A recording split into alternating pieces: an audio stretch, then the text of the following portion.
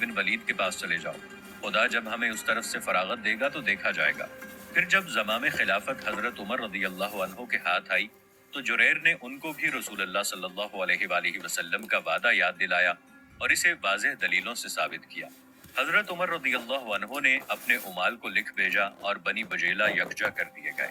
جب یہ کام ہو گیا تو حضرت عمر رضی اللہ عنہ سے لوگ شامل تھے اپنے بال بچوں سمیت عراق کی طرف کوچ کر لیا۔ مدینے میں حضرت عمر رضی اللہ عنہ اور عراق میں مسنہ کا یہ حال تھا۔ اب دیکھیے مدائن میں ایرانیوں کا کیا حال ہے۔ اہل ایران کو جب یہ معلوم ہوا کہ عراق میں مسلمانوں کی فوجیں جمع ہو رہی ہیں، ان کے آسان خطا ہو گئے۔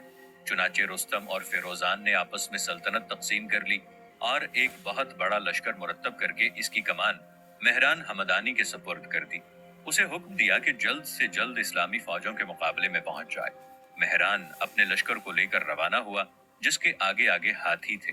وہ ایک ایسی فتح کے لیے بے چین تھا جسے دیکھ کر ایرانی مارکہ جسر میں بہمن کی فتح کو بھول جائیں۔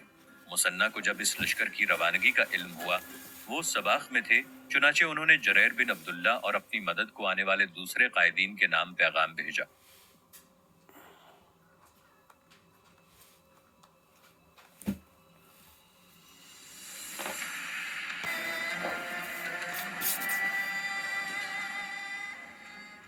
وہ زبردست تیاری کر کے آئے ہیں اور یہ جگہ جہاں ہم اس وقت ہیں پناہ لینے، حملہ کرنے اور دوسری جنگی ضروریات کے لیے نہایت موزوں ہے۔ لیکن ابو عبید نے کہا، خدا کی قسم یہ میری بزدلی ہوگی، اور سلیط رضی اللہ عنہ کو بزدلی کا طعنہ دیا۔ سلیط رضی اللہ عنہ نے جواب میں کہا، واللہ میں آپ سے زیادہ دلیر ہوں، میں نے تو اپنی رائے پیش کر دی ہے، آگے جیسے آپ کی مرضی۔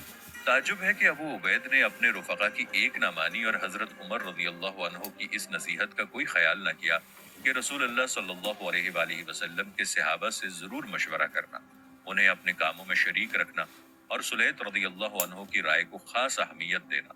اس سے بھی زیادہ حیرت کی بات یہ ہے کہ انہوں نے حضرت عمر رضی اللہ عنہ کا یہ قول بھی فراموش کر دیا کہ تم ایک ایسی سرزمین کی طرف جا رہے ہو جو مکر و فریب اور خیانت سے بھری ہوئی ہے اور جس میں ایک ایسی قوم آباد ہے جو شر کی ماہر اور خیر سے یکسر نابلد ہے۔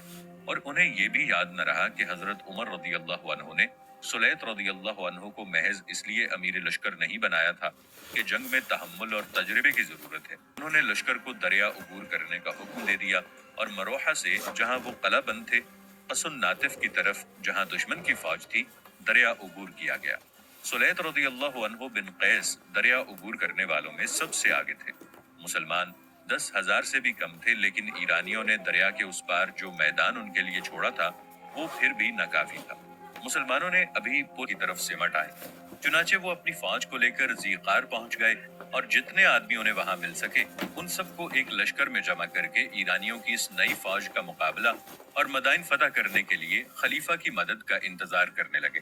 حضرت عمر رضی اللہ عنہ کو جب مسنہ کے خط سے یہ معلوم ہوا کہ ایرانیوں نے اپنے اختلافات دور کر کے مسلمانوں کے خلاف جنگ کی تیاریاں مکمل کر لی ہیں تو فرمایا، خدا کی قسم میں شاہان عجم کو ملوک عرب سے ضرور ٹکراؤں گا، اور مسنہ کو حکم دیا کہ وہ عراق کی سرحدوں پر پہنچ کر ایران کے قریبی ساحل پر پھیل جائیں اور وہاں کے لوگوں سے مدد چاہیں، مبادا اس بے سر و سامانی کے عالم میں ایرانی ان پر حملہ کر دیں۔ مسنہ ذیقار پہنچے، لیکن ایرانیوں نے وہاں ان سے مقابلہ کرنا کچھ ضروری نہ سمجھا۔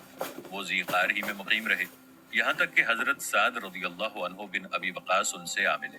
حضرت سعد رضی اللہ عنہ اس فوج کے امیر تھے جو مسنہ رضی اللہ عنہ کی مدد کے لیے حضرت عمر رضی اللہ عنہ نے روانہ کی تھی، لیکن حضرت سعد رضی اللہ عنہ اور مسنہ کا ساتھ کچھ زیادہ دنوں تک نہ رہ سکا۔